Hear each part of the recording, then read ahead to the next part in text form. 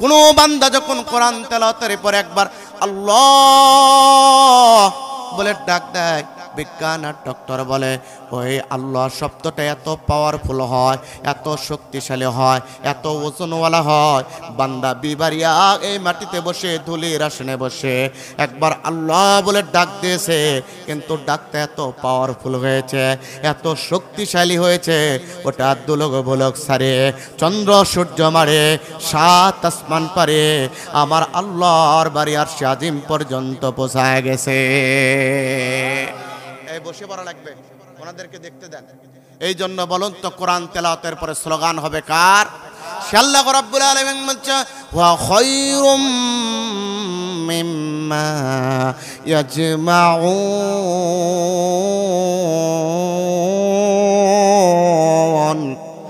আর আপনার প্রতি যে কিতাব নাযিল করেছি, তাম পৃথিবীতে যত রহমত বারাকার কল্যাণ দেখতে চাও, সবচাইতে বড় দুইটা পুরস্কার আমি রব্বুল ইজ্জত ওয়াল জালাল আপনার উপরে দিয়েছি। সেটা হলো বিশ্ববাসীর জন্য আমি দুইটা পুরস্কার গিফট দিয়েছি। এক নাম্বার হলো রহমত নামক নবী, আর দুই নাম্বার হলো ফদল নামক কোরআন। ও নবী, এই দুইটা গিফট পেয়েছে যারা, ফাবিযালিকা ফালিয়াফরাহু, আনন্দ করবে তারা। রহমত নামক নবী পেয়েছে যারা, কোরআন নামক ফদল নামক কোরআন পেয়েছে যারা, আনন্দ করবে তারা। এই কথা কার? জোরে বলুন, কথা কার? এটাই যদি আল্লাহর কথা হয়, তাহলে বিগত 16 বছর যখন আল্লাহর কোরআনের কথা বলতে চেয়েছি, নবীকে ভালোবেসে আল্লাহর কোরআনটাকে বুকে ধারণ করে টেকটাপ থেকে তেতুলিয়া, রূপসা থেকে পাথরিয়া, সুন্দরবন থেকে বান্দরবন পর্যন্ত আল্লাহর কোরআনের কথা বলতে চেয়েছি, আমাদের কণ্ঠ চেপে ধরা হয়েছিল। সেদিন থেকে আমরা সিদ্ধান্ত নিয়েছিলাম, আমরা শক্তিকে শক্তিতে পরিণত করে এমন শক্তি সঞ্চয় করব, বাতিলের মস্তক আঘাত করে বাতিলের মস্তক ভেঙে চুরমার করব। 2024 সালের 5 আগস্ট আমরা বাতিলের মস্তকে আঘাত করে বাতিলের মস্তক ভেঙে চুরমার করে দিয়েছি। বাতিল দিল্লি পালাতে বাধ্য হয়েছে, আর কোনদিন এই বাতিলকে বাংলার মস্তকে আসতে দেওয়া হবে না, হবে না, হবে না, হবে না। কে করে যাচ্ছে হাত তুলে খাওয়া যায়।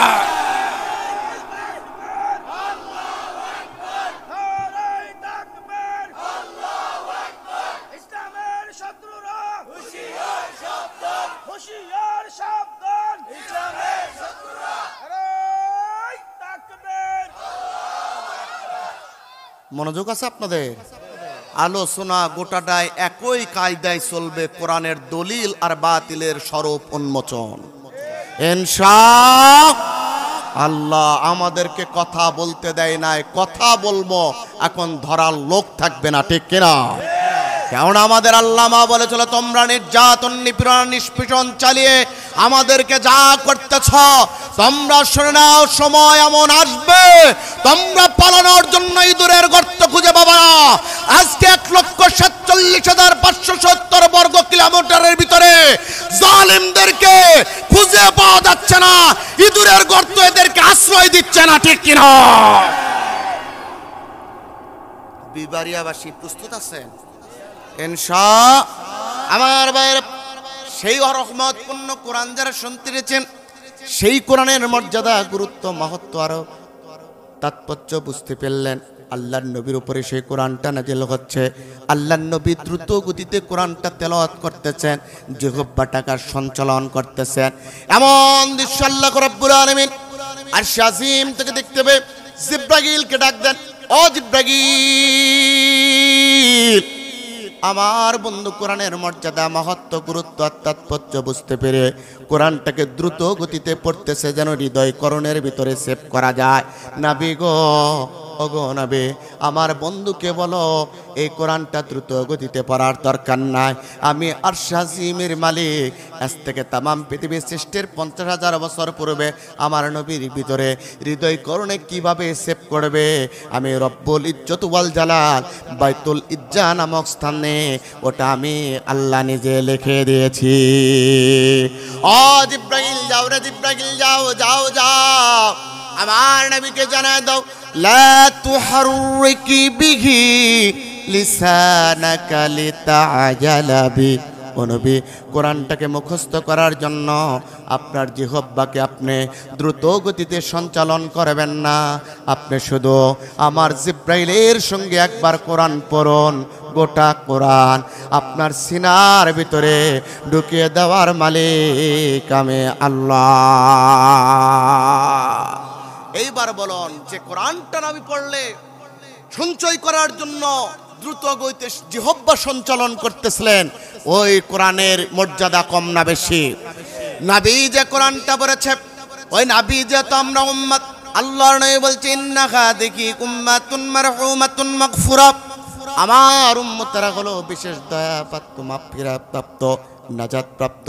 ওই নাজাত প্রাপ্ত উম্মত হিসাবে যখন নবীর কাছ থেকে কোরআন নিয়ে আমরাও আল্লাহর কোরআনের প্রচার প্রসার শুরু করেছি, টেকনাফ থেকে তেতুলিয়া, রূপসা থেকে পাতুরিয়া, সুন্দরবন থেকে বান্দরবন পর্যন্ত যখন আল্লাহর কোরআনের প্রচার করা শুরু করেছে, একদল বাতিল আবু জেহেলের উত্তরসূরি 16 বছর আমাদেরকে বাধাগ্রস্ত করেছিল, ঠিক কিনা? অথচ নবী বলছেন মান জাআলাল কুরআনা আমামাহু কাদাহু ইলাল জান্নাহ, যে ব্যক্তি কোরআনকে সামনে রেখে কোরআনের অনুসরণ করে, অনুকরণ করে, কোরআন ভিত্তিক জীবন গঠন করে, কোরআনের পার্লামেন্ট গঠন করে, কিয়ামতের ময়দানে মুসিবতের কালে আল্লাহর কোরআন তাদেরকে নেতৃত্ব দিয়ে দিয়ে আল্লাহর জান্নাতে নিয়ে যাবে। কেননা কোরআনের একটা পাওয়ার আছে, ইকামাতু হাদ্দিম মিন হুদুদিল্লাহ খায়রু, ইকামাতু হাদ্দিম মিন হুদুদিল্লাহ, ইকামাতু হাদ্দিম মিন হুদুদিন খায়রুম মিন মাতারি 40 লাইলাতান ফি বিলাদিল্লাহ। আল্লাহর নবী বলছেন ইকামাতু হাদ্দিম মিন হুদুদিল্লাহ খায়রুম মিন মাতারি 40 লাইলাতান ফি বিলাদিল্লাহ। কেননা কোন রাষ্ট্রের ভিতরে যদি দেখতে চাই না, সামনের সময় কোরআনের সময়, সামনের সমাজ কোরআনের সমাজ, সামনের পার্লামেন্ট কোরআনের পার্লামেন্ট, শামসের সংসদ আল্লাহর কোরআনের সংসদ। কে করে যাচ্ছেন তো হাত তুলে লেখা দেয় ইনশাআল্লাহ। এই তাকবীর দেওয়া হবে না, তাকবীর দিলে বীরের মতোই দেওয়া লাগবে, ঠিক কিনা? কেননা মুসলমানদের ইতিহাস আছে না নাই? কথা বলেন, ইতিহাস আছে না নাই? আমরা 313 জন সাহাবানে আমরা লড়াই করেছি, আমরা বদর ময়দানে লড়াই করেছি, আমরা ময়দান ছেড়ে দেই নাই, আমরা উহুদে লড়াই করেছি, আমরা ময়দান ছেড়ে দেই নাই, আমরা খন্দকে বিজয় ছিনিয়ে এনেছি, আমরা ময়দান ছেড়ে দেই নাই, নবীর তাইফে রক্ত জড়িয়েছে, নবী ময়দান ছেড়ে দেই নাই, আমরা আফ্রিকায় শত শত কালেমার পতাকা উত্তোলন করেছি, আমরা ময়দান ছেড়ে দেই নাই। বিগত 16 বছর জুলুম, নির্যাতন, নিপীড়ন, নিষ্পেষণ অপেক্ষা করে টেকনাফ থেকে তেতুলিয়া, রূপসা থেকে পাতুরিয়া 56,000 বর্গ মাইলের বাংলাদেশে আমরা কালেমার দাওয়াত দিয়েছি, জেল জুলুম নির্যাতন অপেক্ষা করে ফাঁসির মঞ্চে গিয়েছি, আমরা ময়দান ছেড়ে দেই না। সুতরাং মুসলমানদের ইতিহাস ইসলামের জন্য হাত দিবে, পা দিবে, চোখ দিবে, কল্লা দিবে, রক্ত দিবে, শাহাদাত বরণ করবে, রক্ত দিবে, শাহাদাত বরণ করবে, এরপরে ময়দান ছেড়ে দিতে পারে না, পারে না, পারে না, পারে না, পারে না। সুতরাং বীরের মতোই থাকা লাগবে ইনশাআল্লাহ। মনোযোগ আছে? এই যুবক মাঝখানে ভেজাল করতেছে, আমার চোখ কিন্তু সব জায়গায় যায়, তোমরা এইদিকে তাকাও, এক কানে কথা বলবা না, শুধু এইদিকে তাকাও। আজকে আলোচনার মতো হবে ইনশাআল্লাহ। রাজি আছেন আপনারা? সবগুলো যদি ভয় পেয়ে চলে যান আপত্তি নাই, 16 বছর ভয় করি নাই, আজকেও ভয় করতে রাজি নাই। কেননা ভয়ের মালিক কে? আল্লাহ। আমার ভাইরা, তাহলে আল্লাহর কোরআনের বিধান অনুযায়ী আল্লাহর কোরআনের পার্লামেন্ট যদি পরিচালিত হয়ে যায়, আসমান আর জমিনের বরকতের দরজা যিনি খুলে দিবেন তিনি কে? তাহলে এই কোরআন যারা শুনতে এসেছি, বলুন তো আল্লাহর কোরআন যারা শুনতে এসেছেন, কেবলমাত্র শুধুমাত্র একমাত্র তাদের টার্গেট কে? জোরে বলা লাগবে, জুবান দেওয়া লাগবে, তাদের টার্গেট কে? আল্লাহ। যাদের টার্গেট তাদের জন্য আল্লাহ পাক বলছেন 9 নম্বর সূরা 11 নম্বর পারা 3 নম্বর পৃষ্ঠার 11 নম্বর লাইনের 111 নম্বর আয়াত সূরা তওবার ভিতর আল্লাহ পাক বলছেন ইন্নাল্লাহা আশতারা মিনাল মুমিনিনা আনফুসাহুম ওয়া আমওয়ালাহুম বিআন্না লাহুমুল জান্নাহ ইউকাতিলুনা ফি সাবিলিল্লাহি ফায়াকতুলুনা ওয়া ইউকতালুন।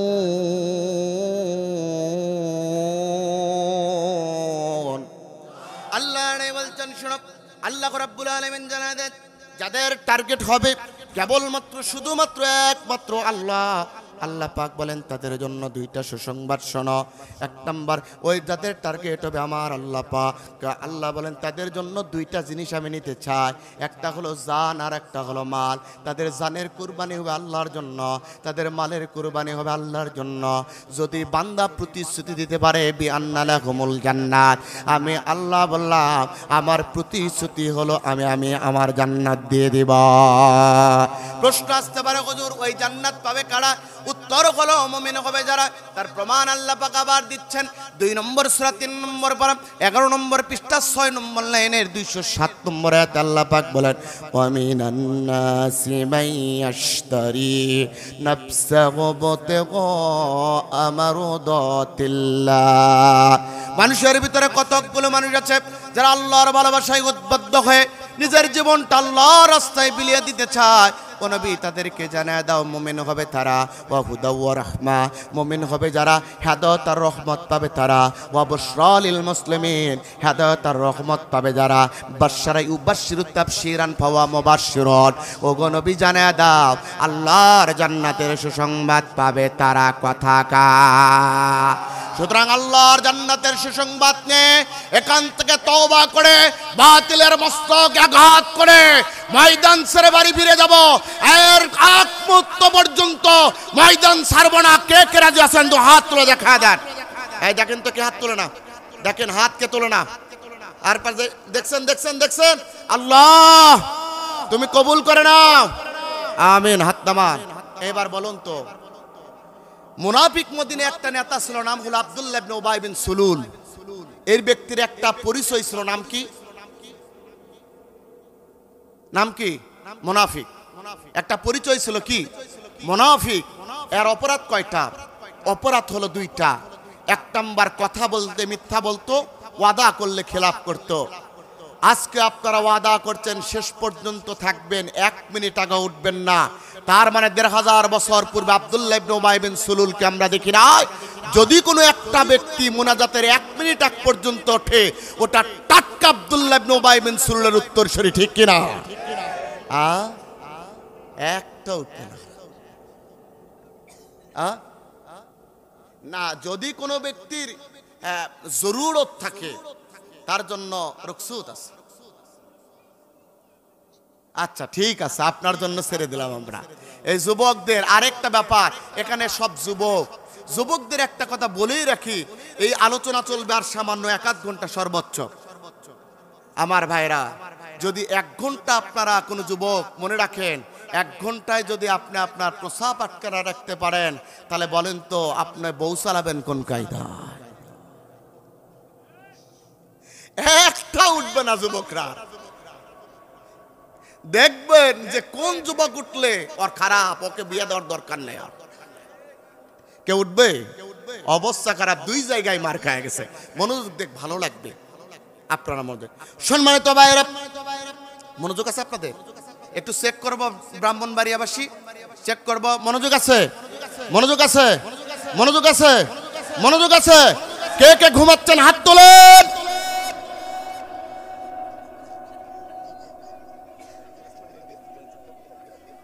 একটু আগে না বললেন মনোযোগ আছে? মনোযোগ। জোসের মুসলমান হলে হবে না, হুশের মুসলমান হওয়া লাগবে। আমরা জোসের মুসলমান হয়েছিলাম চট্টগ্রাম থেকে, চট্টলা থেকে। আল্লামা দেলোয়ার হোসেন সাইদি বলেছিল ইসলামের জন্য জীবন দিতে হবে, শাহাদাত বরণ করতে হবে। জনগণ দাঁড়িয়ে গিয়েছিল, কিন্তু আল্লামা যখন জেলখানায় গিয়েছিল অভূতপূর্ব সারা তখন পাওয়া যায় না। তার মানে আমরা জোসের মুসলমান ছিলাম, হুশের ছিলাম না। হুশের মুসলমান হলে 12 বছর নয় 12 মিনিট কারাগারে রাখতে পারতো না, ঠিক কিনা? এই জন্য জোশ থাকা লাগবে না, হুশও লাগবে। হুশ থাকবে তো ইনশাআল্লাহ। সম্মানিত ভাইরা, আল্লাহর কোরআন যারা শুনতে পেরেছেন তাদের জন্য সুসংবাদ। আল্লাহ রাব্বুল আলামিন বলেন আমাকে দুইটা জিনিস দেওয়া লাগবে। এক নাম্বার হলো জানের কুরবানি, 2 নাম্বার হলো মালের কুরবানি। যে ব্যক্তি জান আর মাল আল্লাহর রাস্তায় দেবে, বিআন্না লাহুমুল জান্নাত, আমি আল্লাহ পাক বললাম তাদের জন্য রয়েছে আমার পক্ষ থেকে জান্নাত। এই জান্নাতের পথ অনুসারী করা লাগবে। আর জান্নাতের পথে যখন বান্দা চলে যায়, দুনিয়ার কোনো মৃত্যু বান্দাকে ভয় দেখাতে পারে না, দুনিয়ার কোনো সুখ বান্দার জীবন থেকে ইমানি আন্দোলনকে কেড়ে নিতে পারে না। সুতরাং ইমানদার বান্দা যখন হয়, আল্লাহর ভালোবাসায় উদ্বুদ্ধ ওই ব্যক্তি লিপ্ত হয়। আর আল্লাহর ভালোবাসায় নিজেকে যে ব্যক্তি উদ্বুদ্ধ হয়ে আল্লাহর রাস্তায় জীবন দেয় যারা, ওয়া হুদাও ওয়া রাহমা, হেদায়েত আর রহমত পাইছে তারা, ওয়া বুশরা লিল মুসলিমিন, হেদায়েত আর রহমত পায় যারা, আল্লাহ পাক বলেন আমার জান্নাতের সুসংবাদ পায় তারা। কথাকার। সুতরাং কোরআনের কথাগুলো বলা লাগবে, কোরআন ভিত্তিক জীবন গঠন করা লাগবে, কোরআন থেকে হেদায়েত নেওয়া লাগবে। তাহলে জান্নাত যিনি দিবেন তিনি কে? আর কোরআন থেকে হেদায়েত নিতে হলে অবশ্যই আপনার জীবনটা কোরআন অনুযায়ী সাজানো লাগবে। আজকে আমরা কোরআনটা জীবন অনুযায়ী সাজাতে পারি না। এই জন্য কোরআন বিরোধীরা যে আসে যখন আমাদের ভিতরে তাদের বাপদাদারা আইন কানুন নিয়ম নীতি চাপিয়ে দিয়ে আমাদের ঈমান ধ্বংস করে দেয়, তখন কথা বলেন ঠিক কিনা? এরাই মূর্তির ব্যবসা করে। আমরা ফেরাউনকে দেখিনি, ফেরাউনের গল্প শুনেছি। আমরা হামানকে দেখিনি, হামানের গল্প শুনেছি। আমরা নমরুদকে দেখিনি, নমরুদের গল্প শুনেছি। আমরা মুসলিনীকে দেখিনি, মুসলিনীর গল্প শুনেছি। আমরা হিটলারকে দেখিনি, হিটলারের গল্প শুনেছি। আমরা চেঙ্গিস খানকে দেখিনি, চেঙ্গিস খানের গল্প শুনেছি। কিন্তু সকল স্বৈরাচারের উত্তরসূরি শেখ হাসিনা, শেখের বেটি শেখ হাসিনার শুধু গল্পই দেখু শুনি নয়, বরং 2 চোখে তার নির্যাতন নিপীড়নার হত্যার দৃশ্য আমরা নিজে চোখে দেখেছি, ঠিক কিনা? সুতরাং জোসের মুসলমান না হুশের? জোরে বলুন। হুশের মুসলমান হওয়া লাগবে। হুশের মুসলমান যদি না হন, আজকে এই যে 5 আগস্টের এই পর্যন্ত 5 মাস 5.5 পর্যন্ত অনেকেই সীমান্তের পারে এসে বলেছিল তোমাদেরকে আমি সীমান্তের পাশে আছি, শট করে ঢুকে পড়বো। যখনই মুসলমান হুশের মুসলমান হয়েছে, চারদিকে তাকবীর তুলেছে, আর শট করে ঢুকতে পারে নাই, ঠিক কিনা? আমরাও বলি শট করে ঢুকবেন, উনি বলছে নেতা কর্মীদেরকে বলছে শট করে ঢুকে পড়বো। আমরা বলি আপনি শট করে ঢুকে পড়বেন, আমরা কট করে ধরে ফেলবো, ঠিক কিনা? শট করে ঢুকবেন, কট করে ঢুকবো, কারণ আপনারা কোনো ক্ষমতার লোভ যায় নাই। আপনি ক্ষমতা নিতে চায়, বাংলার জনগণ আর ক্ষমতা দেবে? বুবু আইবা গো, সেই দিন সব ক্ষমতা পাইবা না। এ জোরে বল লাগবে, ঠিক কিনা? বুবু আইবা গো, সেই দিন সব গহদি পাইবা না। খোঁজ নেই বহু কাদের কাকার, অবস্থা খারাপ ধর্মের বাবার, বিপ্লব কুমার সামনে আসে না, কিনা? খোঁজ নেই বহু কাদের কাকার, অবস্থা খারাপ ধর্মের বাবার, হারুন আঙ্কেলার সামনে আসে না। নেতা কর্মী জেলের ভিতর, আপনি আছেন বহু ডরের ওপর, কখন যেন আসে গ্রেপ্তারের অর্ডার। বুবু আইবা, সকলে বুবু আইবা গো, জোটি বুবু আইবা, সেই দিন এসব বয়স তোমার 80 বছর, ডাকছে বহু তোমায় কবর। বয়স হলে কবর ডাকে না? বয়স তোমার 80 বছর, ডাকছে বহু তোমায় কবর, দাপন হইবে কোথায় সেইটা বলা না। বুবু আইবা, সেই দিন এসব ক্ষমতা, বুবু আইবা, সেই দিন আশা বব আল্লাহু তাকবীর। আমার ভাইরা, সুতরাং সচেতন থাকা লাগবে। আর এদেরকে প্রোটোকল দেওয়ার জন্য ভারত আমাদেরকে ভয় দেখাচ্ছে। আমরা ভারতকে বলতে চাই, আল্লাহর নেই বলছেন ওয়াজিয়াতিল হিন্দি ফাইন আদরাকতুহা উনফিকি নাফসি ওয়া মালি ফাইন উক্তালু কুনতু মিন আফজালিশ শাহাদা ওয়া ইন আরজিগি ফাআনা আবা হুরায়রাল মুআররার। Prophecy of great prophecy about the door of Hindustan India. It is narrated by distinguished Hazrat Abu Huraira. He has said the Holy Prophet has promised with us about our Hindustan India. Had I got the opportunity during that moment cleared Hindustan India all my life, would sacrifice my life and oil if I were associate of Dharmatis and Mubarak. There is some plus this my Hindustan India moment. The declared will victory over them in that case would have. There is no incline of the separate from my all ill.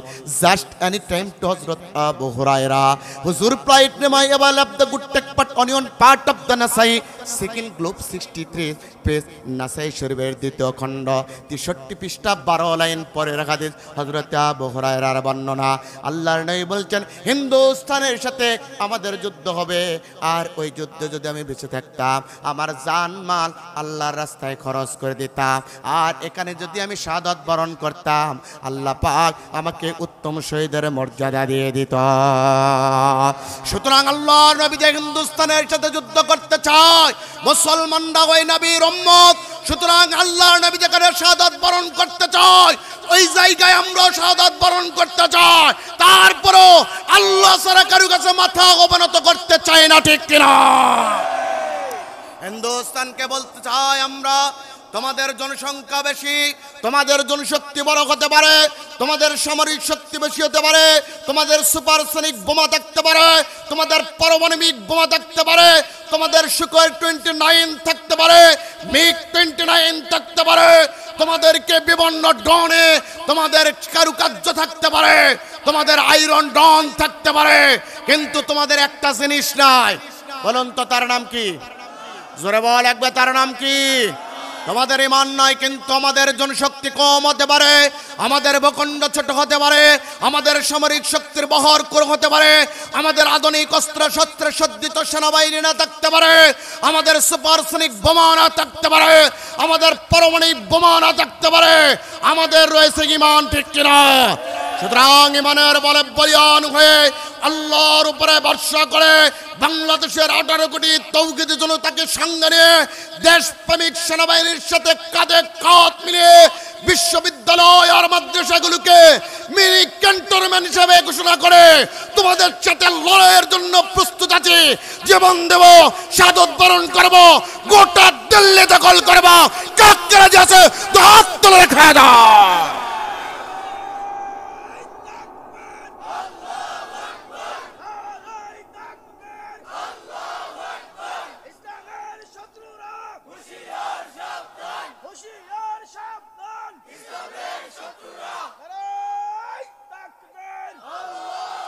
আমার ভাইরা, সুতরাং আমাদেরকে মৃত্যু ভয় দেখাবেন না। আমরা মৃত্যুকে জুতার ফিতা মনে করি, ইমানকে মাথার মুকুট মনে করি, ঠিক কিনা? সুতরাং মৃত্যু ভয়ে যারা ভীত নয় তাদেরকে তোমরা ভয় দেখাও যে 15 মিনিটে হাসিনার জন্য দখল করব। ও মিয়া, ও নিজেই তো পলায়ন করছে, ঠিক কিনা? আল্লাহ তোমার দরবারেতে, মাওলা তোমার দরবারেতে জানাই শুকরিয়া, সৈরাসার পালাইছে দেশটা সারিয়া, সৈরাসার পালাইছে।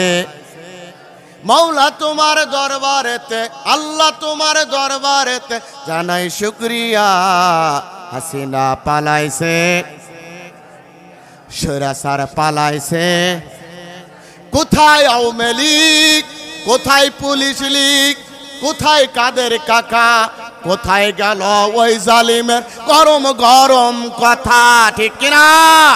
কোথায় পুলিশ লীগ, কোথায় কাদের কাকা, কোথায় গেল স্বৈরাচার গরম গরম কথা? খেলা হবে, খেলা হবে, খেলা হবে বলে কাকু গেল পালায়া,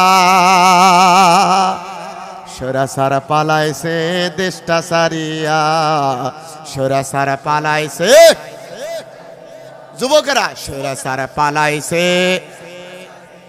হাসিনা পালাইছে।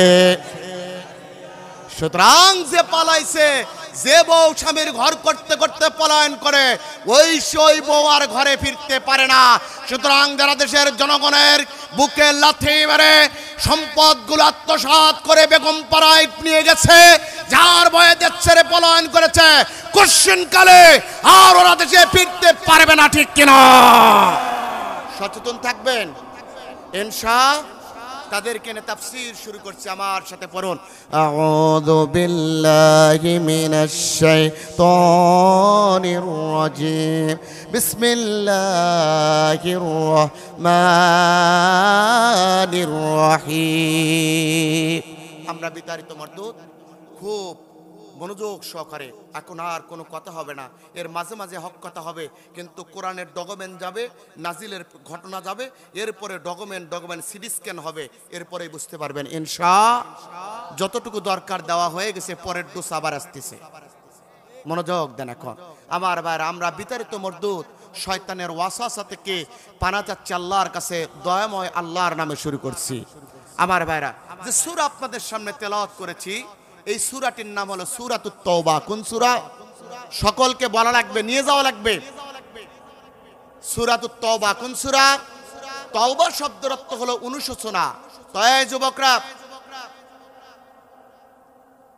C very set nose, don't talk, keep silent. আমার দিকে তাকান, লুক এট মি। বাবা এইদিকে তাকাও। তাফসীরের সময় আর কথা হবে না, তাফসীর যা হয়ে গেছে হয়ে গেছে, হাসি হবে না, শুধু কোরআন শুনে নিয়ে যাওয়া লাগবে, ঠিক আছে? এই সূরাটির নাম সূরাতুত তাওবা।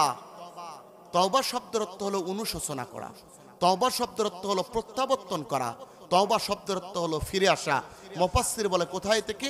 বলছে আগেকার জিন্দেগিতে যত অপরাধ করেছে, ওই অপরাধ থেকে তাওবা করে অনুশোচনা করে আল্লাহর কাছে ফিরা লাগবে। কার কাছে? আমাদের অপরাধ নাই? নাই। জান্নাতি বান্দাকে হাত তোলেন তো দেখি, এরে বুঝে হাত তোলা লাগবে। জান্নাতি বান্দা আল্লাহ কবুল করুক, আমিন। আমরা তো জান্নাতের গ্যারান্টি দিতে পারতেছি না, তার মানে আমরাও অপরাধ আছে, ঠিক কিনা? সুতরাং জান্নাতি 10 জন বান্দা ব্যতি রেখে দুনিয়ার আর কেউ বলতে পারবে না আমি জান্নাতি। রাসূল বলছে আবু বকর ফিল জান্নাত, উমর ফিল জান্নাত, উসমান ফিল জান্নাত, আলী ফিল জান্নাত, তালহা ফিল জান্নাত, আব্দুর রহমান ফিল আউফ ফিল জান্নাত। 10 জন, 10টা ব্যতি রেখে আর কেউ বলতে পারবে না আমি জান্নাতি, কেন? তার ঘোষণা আসে নাই। এই জন্য আমাদের যে অপরাধ আছে, অপরাধ থেকে ফিরে আসা লাগবে কার কাছে? এই ফিরে আসা সূরার নাম হলো তাওবা। ফিরে আসা সূরার নাম কি? আমার ভাইরা, এখানে আয়াত আছে 100, লিখে নেন। আয়াত আছে 100, মোবাইল যাদের আছে রেকর্ড করেন, তথ্য ভিত্তিক আলোচনা।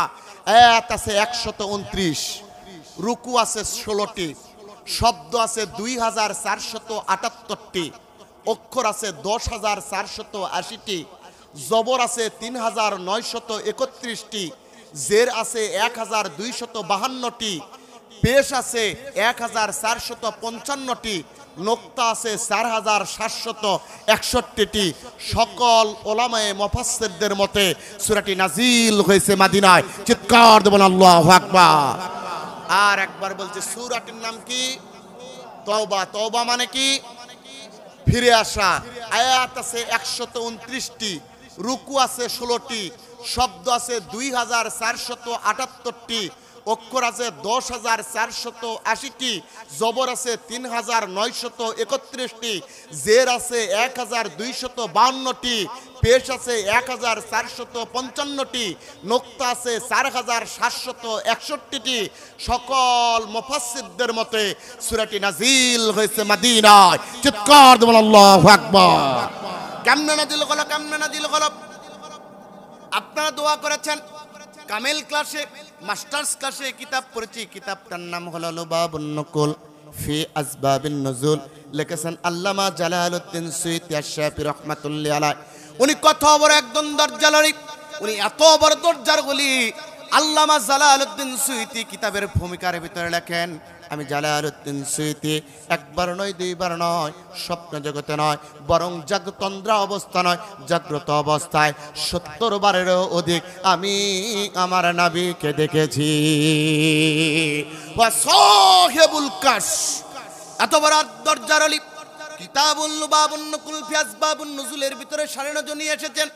তাফসীরে কাবীরের ভিতর ইমাম আবু আব্দুল্লাহ মুহাম্মদ ইবনে ওমর ফখরুদ্দিন রাজি তাফসীরে কাবীরের ভিতরে এবং তাফসীরে কাসিরের ভিতরে হাফেজ ইমামউদ্দিন ইবনে কাসির, তাফসীরে বাইজাবির ভিতরে আল্লামা নাসিরউদ্দিন বাইজাবি, তাফসীরে রুহুল মাআনি, তামাম পৃথিবীর সর্বশ্রেষ্ঠ তাফসীর গ্রন্থ তাফসীরে রুহুল মাআনির ভিতরে আল্লামা মাহমুদ আলুসি এবং মোহাম্মদ আলী সাবনী তাফসীরে সাফাওয়াতুত তাফসীরের ভিতরে ঘটনাটা নিয়ে এসেছেন। এই আয়াতটি কেমনে নাজিল হলো, এই কয়েকটা তাফসীর এক জায়গায় একত্রিত করে আমি একটা শানে নজুল নিয়ে এসেছি, সামারি আপনাদের সামনে তুলে ধরতেছি। এতদিন কালে আপনারা যেটা শোনেন নাই, নতুন করে আপনাদেরকে শোনায়া দিচ্ছি, শোনান। মুনাফিক একজন নেতা ছিল, নাম হলো আব্দুল্লাহ ইবনে উবাই বিন সুলুল, যার কথা এবং কাজের ভিতরে কোনো মিল ছিল না। যে ব্যক্তি চাইতো না আল্লাহর জমিনে আল্লাহর দিন কায়েম হোক, যে ব্যক্তি চাইতো না কোরআনের পার্লামেন্ট গঠন হোক, কারণ ওরা জানে কোরআনের পার্লামেন্ট যখন গঠন হবে, কোরআনের সমাজ যখন গঠন হবে, কোরআনপন্থী জীবন যখন চারদিকে ছড়িয়ে পড়বে, ওই সমাজের ভিতরে জিনা থাকবে না, ব্যভিচার থাকবে না, জুলুম থাকবে না, নির্যাতন থাকবে না, অন্যের সম্পদ আরোহণ করে নেওয়া যাবে না, ঠিক কিনা? এমনকি দিনের বুট রাতে নেওয়া যাবে, দিনের বুট নিতে রাতেও নেওয়া যাবে না। এমন একটা পর্যায়ে জানে কোরআনের সমাজ যখন কায়েম হবে, মানুষগুলো সভ্য হবে, অসভ্য জাতি সভ্যতার দিকে আসবে, অন্যায়কারী জাতি ন্যায়ের দিকে আসবে, অন্ধকারে নিমজ্জিত ব্যক্তিগুলো আল্লাহ কোরআনের আলোয় আলোকিত হয়ে জান্নাতের পথে ফিরে আসবে, ঠিক কিনা? এই জন্য আব্দুল্লাহ ইবনে উবাই বিন সুলুল বিশ্ব নবী মুহাম্মদ সাল্লাল্লাহু আলাইহি ওয়াসাল্লাম মদিনাতুল মুনাওয়ারার যখন রাষ্ট্র ক্ষমতায় চলে গেলেন, মুহুদ ময়দানে যখন যুদ্ধ শুরু হলো, 300 সৈন্য নিয়ে পলায়ন করেছিল, ওইদিকে যাব না। এই আব্দুল্লাহ ইবনে উবাই বিন সুলুল ইসলামী রাষ্ট্রের বিরোধিতা করে 300 ব্যক্তিদেরকে বুঝ পরামর্শ করে ইসলামী রাষ্ট্রের বিরুদ্ধাচরণ করার জন্য পিছন দিক থেকে নিয়ে কেটে পড়েছিল। আজকে এমন কিছু মুনাফিক আছে, টুপিয়াতে দাঁড়িয়ে আছে, জুব্বা আছে, পাঞ্জাবি আছে, তারপর ওরা চায় না আল্লাহর জমিনে আল্লাহর দিন কায়েম হোক। আব্দুল্লাহ ইবনে উবাই বিন সুলুল যেরকম মুনাফিক, আজকেও যারা কোরআনের পার্লামেন্ট চায় না, এরা চূড়ান্ত মুনাফিক, তাতে কোনো সন্দেহ নাই। কথা বলেন ঠিক কিনা? আমার ভাইরা, আব্দুল্লাহ ইবনে উবাই বিন সুলুলের ষড়যন্ত্র ছিল কোরআনের সমাজ কায়েম করতে দিবে না। আব্দুল্লাহ ইবনে উবাই বিন সুলুল 300 সৈন্য নিয়ে পলায়ন করেছিল। সেই আব্দুল্লাহ ইবনে উবাই বিন সুলুল শেষ সময়ে অসুস্থ হয়ে গেলেন। উমদাতুল কারি, শরহে বুখারী, আলিম ব্রাহ্মণবাড়িয়া, যত আলিমদের কারখানা, ব্রাহ্মণবাড়িয়ার মানুষদেরকে আলিমদের কারখানা বলা হয়, এত আলিম এই ব্রাহ্মণবাড়িয়া বেশিকে আমি হাওলা দিচ্ছি কিতাবের উমদাতুল কারি, শরহে বুখারী, আল্লামা বদরুদ্দিন আইনি কিতাবের ভিতরে লেখেন, নবম হিজরির শাওয়াল মাসের শেষের দিকে আব্দুল্লাহ ইবনে উবাই বিন সুলুল অসুস্থ হয়ে যায়। জিলকত মাসের প্রথম দিকে মৃত্যু শয্যায় পতিত হয়। এমন সময় বিশ্ব নবীর সাহাবা আব্দুল্লাহ ইবনে উবাই বিন সুলুলের সন্তান আল্লাহর নবীর কাছে আসলেন, ডাক দিয়ে বলে, ইয়া রাসূলুল্লাহ, ইয়া হাবিবাল্লাহ, আমি আব্দুল্লাহ ইবনে উবাই বিন সুলুলের সন্তান। নবী মসজিদে নববীতে বিহালান দিয়ে বসে আছেন। আল্লাহর নবীকে ডাক দিয়ে বলছে, হুজুর, আমার বাবা ইসলামী রাষ্ট্রের বিরোধিতা করেছে, ইসলামী পার্লামেন্ট চায় না, কোরআনের সমাজ চায় না। আমার বাবার 2টা দোষ ছিল, কথা বললে মিথ্যা বলতো, ওয়াদা করলে খিলাফ করতো। সেই বাবা আজকে অসুস্থ হয়ে পড়ে গেছে, ব্যথায় আমার বাবা জর্জরিত হয়ে গেছে। আমার বাবার মুখ দিয়ে কালেমা বের হয় না, মৃত্যু আসে না। অথচ আপনি বলেছেন, মান ক্বালা আখিরু কালামিহি লা ইলাহা ইল্লাল্লাহ দাখালাল জান্নাত, ওয়া ফি রিওয়ায়াতিন মান ক্বালা আখিরু কালামিহি লা ইলাহা ইল্লাল্লাহ ওয়াজাবাত দাখালাল জান্নাত।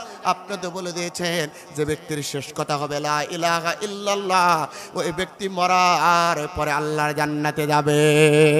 ইয়া রাসূলুল্লাহ, ইয়া হাবিবাল্লাহ, আমার বাবার মুখ দিয়ে কালেমা আসে না, আমার বাবার মৃত্যু হয় না।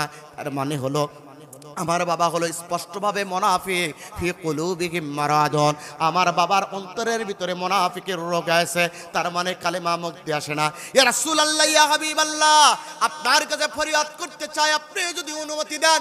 আল্লাহর নবী অনুমতি, আল্লাহর নবী মুখের দিকে তাকাছে, আব্দুল্লাহ বলে বিশ্ব নবীর দিকে আমি তাকাইলাম, আল্লাহর নবী আকাশের দিকে যেন তিনবার মুখটা আকাশের দিকে তাকা ডাকতে বলতেছে, আব্দুল্লাহ বলো কি বলতে চাও?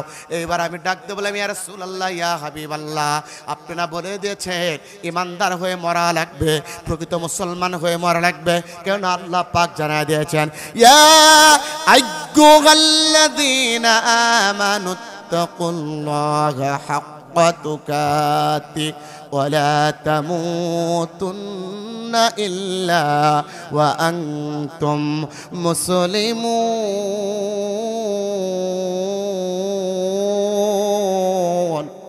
আমার আল্লাহ বলে দিয়েছেন, ওহে তোমরা যারা ঈমান আনয়ন করছো, আল্লাহকে ভয় করো, ততক্ষণ পর্যন্ত মৃত্যুবরণ করবে না, যতক্ষণ পর্যন্ত যথাযথ মুসলমান হবে না।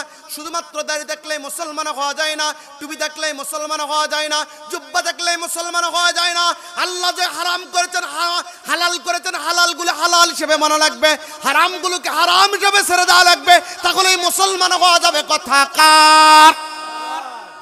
সুতরাং দাড়ি টুপি জুব্বা পরার পরে যদি কোনো ব্যক্তি আল্লাহর আইনের বিরোধিতা করে, আল্লাহর আইন যারা সমাজে প্রতিষ্ঠা করে, তাদের বিপরীত যদি তার ভোটটা প্রয়োগ করে, ওই ব্যক্তি এখনো প্রকৃত মুসলমান হতে পারে না। এই কথা বলেন ঠিক কিনা? আমার ভাইয়েরা মনোযোগ দেন, কথার ফাঁকে ফাঁকে ইঙ্গিত দিব, আপনাদেরকে বুঝে নিতে হবে। আব্দুল্লাহ ইবনে উবাইয়ের সন্তান ডাকতে বললেন, হুজুর আপনি তো বলেছেন মুসলমান হয়ে মরা লাগবে, আমার বাবার অবস্থা বড় গতি খারাপ, মুসলমান তো হতে পারবে না। আপনার কাছে ফরিয়াদ করি হুজুর, আপনি একটু আপনার ওযুর পানি থেকে একটু পানি দিবেন আমার লোটার ভিতরে, এটা নিয়ে আমার বাবাকে আমি পান করাবো, আর কিছু দ্বারা আমি ওযু করাবো। আমার বিশ্বাস হয় আপনার মুখ নিঃসৃত ধুত পানি যদি আমার বাবা পান করে, হৃদয় কলবের ভিতরে যতগুলো মুনাফিকি আছে, শয়তানি আছে, ওটা দূর হয়ে আমার আব্বা ইমানদার হবে। কেন আল্লাহ পাক বলে দিয়েছেন, আল্লাযীনা তাতাল মালাইকাতু তাইয়্যিবিন। ইমানদার যখন মৃত্যুর কোলে বিছানায় পড়ে যাবে, জান্নাতি ফেরেশতা আসবে, পবিত্র ফেরেশতা এসে তার জানটা কবজ করে নেবে, তিনটা সুসংবাদ দেবে, আল্লাহ তাখাফু, তোমার কোনো ভয় নাই, ওয়ালা তাহজান, তোমার কোনো চিন্তা নাই, ওয়া আবশিরু বিল জান্নাহ, তুমি জান্নাতের সুসংবাদ নাও। ইয়া রাসূলুল্লাহ, ইয়া হাবিবাল্লাহ, আমার পিতা মুনাফিক হতে পারে, আমি তো জলিলুল কদর একজন সাহাবা, আল্লাহকে বিশ্বাস করি, রাসূলকে বিশ্বাস করে, ইন কুনতুম তুহিব্বুনাল্লাহ ফাত্তাবিউনি, আল্লাহকে ভালোবাসি, আপনার ইত্তেবা করে, আপনার অনুসরণ করে। হুজুর এই ভালোবাসা থেকে আপনার কাছে চাই, আমার বাবার জন্য আপনি একটু মুখ মিশ্রিত পানি দিবেন, আমার বাবার যেন মুনাফিকি দূর হয়। আল্লাহর নবী আব্দুল্লাহর অনুনয় বিনয় শুনলেন, বিশ্ব নবী ওযুর পানি আবু হুরায়রাকে বললেন, আবু হুরায়রা পানি নিয়ে এসো। আল্লাহর নবী ওযু করলেন, সেখান থেকে পানি বাঁচালেন, এইবার তার ঘটির ভিতরে, বদনার ভিতরে, বাটির ভিতরে পানি দিলেন। এইবার পানিটা নিয়ে আব্দুল্লাহ ইবনে উবাই বিন সুলুলের সন্তান আব্দুল্লাহ পিতার কাছে চলে গেলেন। যাওয়ার পর পিতাকে ডাক দিয়ে বলতেছে, ও পিতা শোনো, আমি একটা পানি নিয়ে এসেছি, ওই পানি একটু পান করবা, আর এটা দ্বারা ওযু করবা, তোমার অন্তরের ভিতরে যতগুলো মুনাফিকি আছে দূর হয়ে যাবে, ঈমান আনয়ন হবে, আর তাওহীদের কালিমা পড়ে মৃত্যু হবে, মরার পর আল্লাহর জান্নাত দেখা যাবে। আল্লাহু আকবার। আমার ভাইরা এই কথা যখন বলছে, সঙ্গে সঙ্গে খুশি হয়ে গেছে। খুশি হওয়ার পর আব্দুল্লাহ ইবনে উবাই বিন সুলুল বলছে, পানিটা দাও। পানিটা নেওয়ার পর ডান হাত দিয়ে ধরে বাম হাতে নিয়ে এসেছে, বাম হাতে নিয়ে এসে বলছে, বলো এই পানিটা পান করার, ওযু করার আগে জানতে চাই এই পানিটা দিয়েছে কে? এইবার ডাকতে বলতেছে, আব্দুল্লাহ ডাকতে বলে, আব্বা এই পানিটা দিয়েছে দুনিয়া আখিরাতের বাদশা রব্বে কারিমের বন্ধু, যাকে আল্লাহ পাক পাঠিয়ে দিয়েছেন, ওয়ামা আরসালনাকা ইল্লা রহমাতাল লিল আলামিন।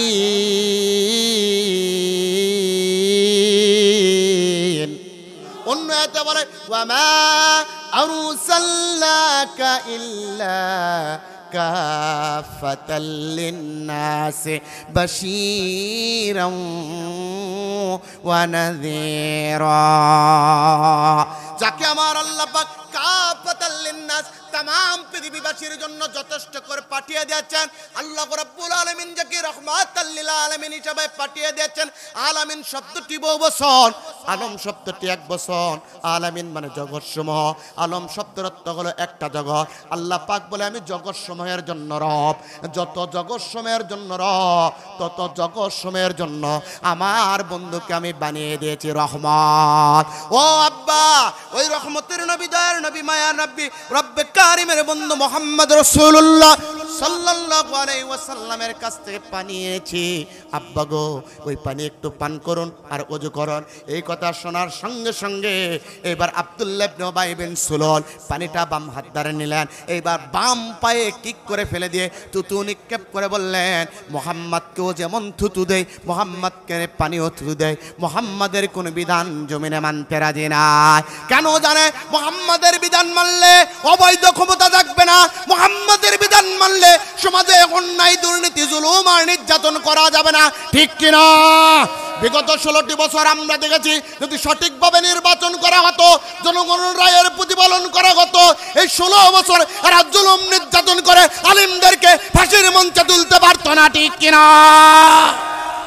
আব্দুল্লাহ ইবনে উবাই বিন সুলুল যেরকম অবৈধ, এদের উত্তরসূরি হিসাবে তামাম পৃথিবী যারা অবৈধ মসনদ টিকিয়ে রেখেছিল, এরাও অবৈধ, তাতে কোনো সন্দেহ না। ঠিক কিনা? হ্যাঁ, অবশ্যই।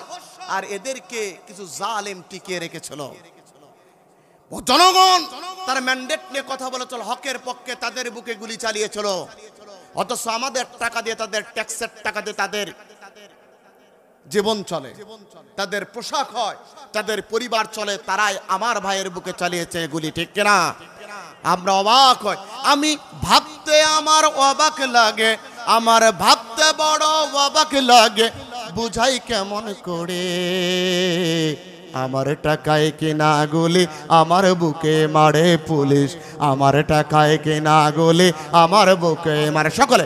আমার ভাবতে বড় অবাক লাগে, আমার ভাবতে বড় অবাক লাগে, বুঝাই কেমন করে।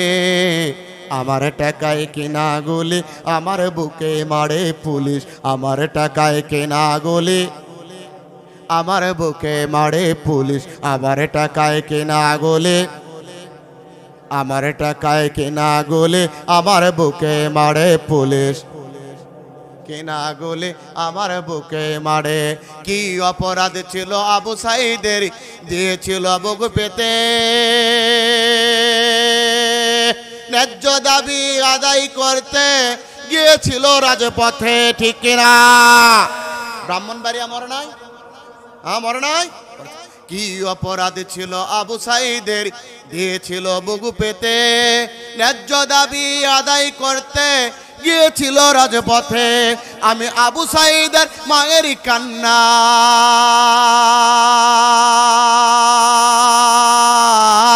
আবু সাঈদের মায়ের কান্না, শহীদ মায়ের করুণ কান্না থামাই কেমন করে। আমার টাকায় কেনা গুলি আমার বুকে মারে পুলিশ, আমার টাকায় কেনা গুলি আমার টাকায় কেনা গুলি মারে পুলিশ, আমার টাকায় কেনা গুলি। কি অপরাধ ছিল মীর মুগ্ধের পানি নিয়ে যাওয়া, কেন তাকে হলো নির্মম ভাবে শহীদ করে দেওয়া। ঠিক কিনা? কি অপরাধ ছিল মীর মুগ্ধের পানি নিয়ে যাওয়া, কেন তাকে হলো নির্মম ভাবে শহীদ করে দেওয়া। আমি এ করুণ দৃশ্য দেখে, আমি এগুলির দৃশ্য দেখে ঘুমাই কেমন করে। আমার টাকায় কেনা গুলি পুলিশ, আমার টাকায় কেনা গুলি আমার ভাবতে বড় অবাক লাগে, ভাবতে বড় অবাক লাগে, বুঝাই কেমন করে। আমার টাকায় কেনা গুলি মারে পুলিশ, আমার টাকায় কেনা গুলি কে মারে। সম্মানিত ভাইয়েরা, আব্দুল্লাহ ইবনে উবাই বিন সুলুল যখন বাম পা দ্বারা লাথি মেরে ফেলে দিয়েছে, আব্দুল্লাহ দৌড়ে আসলেন, ডাক দিয়ে বলে ইয়া রাসূলুল্লাহ ইয়া হাবিবাল্লাহ। কাঁদতে কাঁদতে বিশ্ব নবীর কাছে আসলেন। আল্লাহর নবী ডাক দিয়ে বলে আব্দুল্লাহ কাঁদো কেন? এবার ডাক দিয়ে বলে হুজুর, আমার পিতা মুরতাদ হয়ে গেছে, আমার পিতা মুরতাদ মুশরিক হয়ে গেছে, আপনি একটু হুকুম দেন আমার বাবার গর্দান থেকে আমার আব্বার মস্তকটা আলাদা করে দেয়। আল্লাহর নবী ডাক দিয়ে বলে আব্দুল্লাহ কি হয়েছে বলো? আব্দুল্লাহ ডাক দিয়ে বলে হুজুর, একেতে অপরাধ ছিল ইসলামী রাষ্ট্র চাইতো না, কোরআনের সমাজ চাইতো না, কোরআনের পার্লামেন্ট চাইতো না, কোরআন যেন বিজয়ী হয় এটা চাইতো না। এই জন্য আল্লাহ পাক তাকে মুনাফিকের কারণ হিসাবে, মুনাফিকের সর্দার হিসাবে আল্লাহ পাক বলে দিয়েছেন। এরপরে তার মুনাফিকি দূর করার জন্য আল্লাহ রাব্বুল আলামিনের বন্ধু, রব্বে কারিমের বন্ধু নবী আকরাম মুহাম্মদ সাল্লাল্লাহু আলাইহি ওয়াসাল্লাম আপনার মুখ নিঃসৃত পানি নিয়ে গিয়েছে, যাতে শেষ সময় হলেও এই পানি পান করে ওযু করে দিলটা পবিত্র করে যেন ঈমান আনয়ন করে। কারণ ইন্নামাল মুশরিকুনা নাজাসুন, প্রত্যেক মুশরিক হলো অপবিত্র। সুতরাং অপবিত্র অবস্থায় যেন মৃত্যুবরণ না করে, ঈমানের বলে বলিয়ান হয়ে আমার আব্বা যেন মারা যায়, এই জন্য তো আপনার কাছ থেকে পানি নিয়েছিলাম। কিন্তু আব্বাকে যখন দিলাম, আমার আব্বা এত রাগান্বিত হয়েছে, রাগান্বিত হয়ে ওই পানিটা বাম হাতে ধরে বাম পা দিয়ে লাথি দিয়ে থুকো নিক্ষেপ করেছে। সুতরাং ইয়া রাসূলুল্লাহ ইয়া হাবিবাল্লাহ, আপনি একটু হুকুম দেন, যে ব্যক্তি ইসলামী রাষ্ট্রের বিধান চাই না, আপনাকে অপমান করেছে, ওই ব্যক্তির কল্লাটা ফেলে দেয়। আল্লাহ নবী সঙ্গে সঙ্গে রাগান্বিত হয়ে গেল। ও যুবকরা কান লাগাও, বিশ্ব নবী এত রাগান্বিত হয়ে গেল, রাগান্বিত করে ডাক দিচ্ছে আব্দুল্লাহ তুমি কি যাও না? ওয়া ক্বাযা রাব্বুকা আল্লা তা'বুদু ইল্লা ইয়্যাহু ওয়া বিল ওয়ালিদাইনি ইহসানা ইম্মা ইয়াবলুগান্না ইনদাকাল কিবারা আহাদুহুমা আও কিলাহুমা ফালা তাকুল লাহুমা উফফিন ওয়ালা তানহারুহুমা ওয়া কুল লাহুমা কওলান কারীমা। আয়াত আল্লাহ নেই বললেন, ও আব্দুল্লাহ তুমি কি জানো না পিতা মাতার সাথে অসৎ আচরণ করা যাবে না।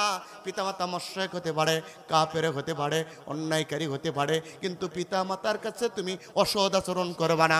আজকের যুবকরা সামিউল সহ যারা যুবকগুলো দূর থেকে আমাকে, সেই সুদূর বগুড়া থেকে শত শত কিলোমিটার দূর থেকে যারা আমাকে ডেকে এনেছেন, ও যুবক, আপনাদের কাছে একটাই এখান থেকে শিক্ষা হলো, পিতা হলো মুশরিক, পিতা হলো কাফের, পিতা হলো ইসলাম বিদ্বেষী, পিতা হলো মুনাফিক। এরপরে নবী বলতেছেন ওই পিতাকে কতল করা যাবে না, পিতার অন্তরে দুঃখ দেওয়া যাবে না। ও আব্দুল্লাহ তুমি কি জানো না, আমি তো মসজিদে নববীতে বসে তোমাদেরকে বলেছিলাম হুমা জান্নাতুকা ওয়া নারুকা, তোমার পিতা মাতা যদি সন্তুষ্ট হয় জান্নাত, আর পিতা মাতা যদি তোমার অসন্তুষ্ট হয় তোমার স্থান হবে জাহান্নামে। সুতরাং তোমার পিতা মাতা মুশরিক হোক মুনাফিক হোক, ওই পিতা মাতাকে অসন্তুষ্ট করা যাবে না, তাহলে আল্লাহর জান্নাত পাওয়া যাবে না। প্রিয় বিবারিয়াবাসীর যুবক, আমরা কি পিতা মাতাকে কষ্ট দিব? আরো জোরে বলা লাগবে, কষ্ট দিব না না না। এখান থেকে আল্লাহর নবী শিক্ষা দিলেন। ওই আব্দুল্লাহ ইবনে উবাই বিন সুলের সন্তান এরপরে ক্ষান্ত হয়ে বাড়ি চলে গেলেন। দেখলেন কিছুক্ষণ পর পিতা মৃত্যুবরণ করেছে, দৌড়ে কাঁদতে কাঁদতে আসলেন, দেখে আল্লাহর নবী মসজিদে নববীতে হেলান দিয়ে বসে আছে। ডাক দিয়ে বলে ইয়া রাসূলুল্লাহ ইয়া হাবিবাল্লাহ, ইমানের স্বাদ তো আমার আব্বা গ্রহণ করতে পারলো না, দুনিয়া থেকে বিদায় নিয়েছে, আপনার কাছে আমি দুইটা ফরিয়া, আপনার কাছে আমি দুইটা জিনিস চাইবো, দিবেন কিনা? আল্লাহর নবী বলো, আল্লাহর নবী ডাক দিয়ে বলে আব্দুল্লাহ বলো। এ আব্দুল্লাহ উবাই বিন সুলুল তো আমার দিনের পথে ছিল, এত একনিষ্ঠ ছিল।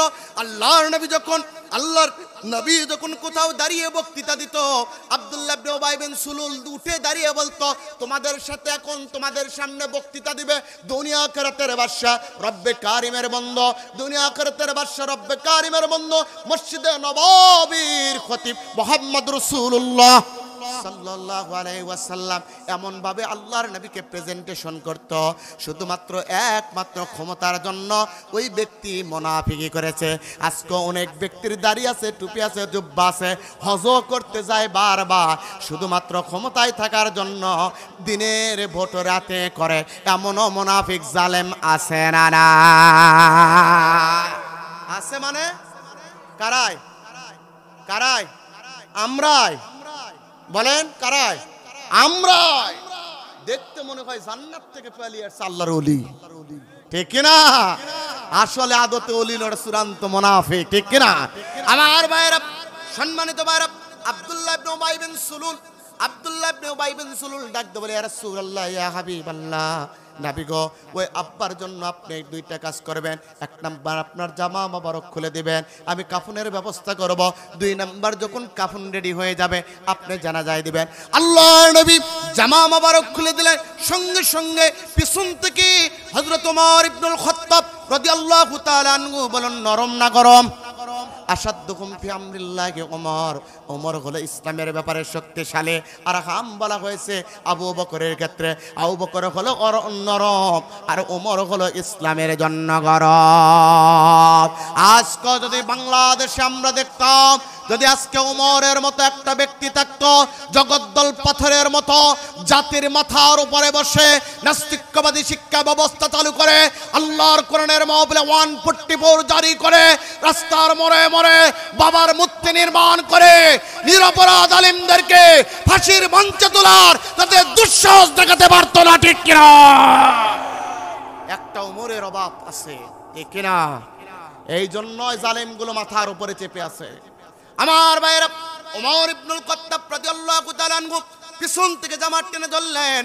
আল্লাহর নবী ডাক দেবেন, ওমর পিছন থেকে কেন জামা টেনে ধরলেন? ওমর, আল্লাহর নবী ওমরের সিদ্ধান্তের উপরে 70টি জায়গায় আল্লাহ পাক আয়াত নাজিল করেছেন, আর এক্সট্রা 5 জায়গায় আয়াত নাজিল করেছেন।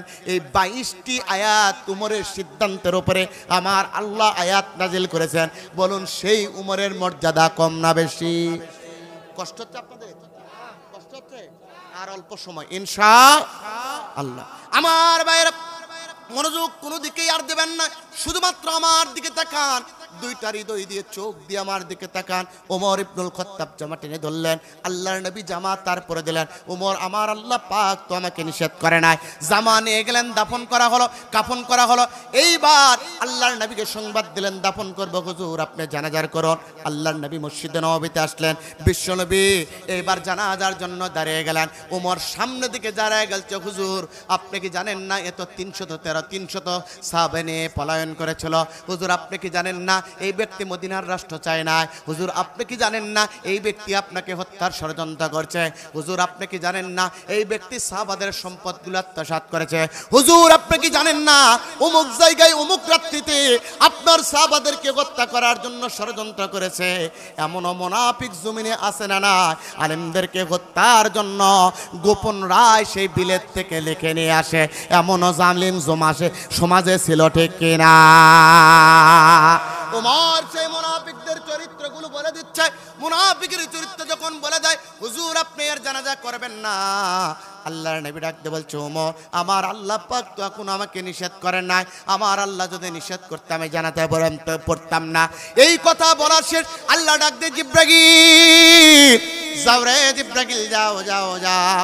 ওমর প্রশ্ন করেছে নবীকে, আমার নবীকে জানায় দাও, তামাম পৃথিবী সৃষ্টির 50,000 বছর পূর্বে লাউহে মাহফুজের কলম দ্বারা বাইতুল ইজ্জা নামক স্থানে একটা সূরা লিখেছিলাম। সূরাটির নাম হলো সূরাতুত তওবা।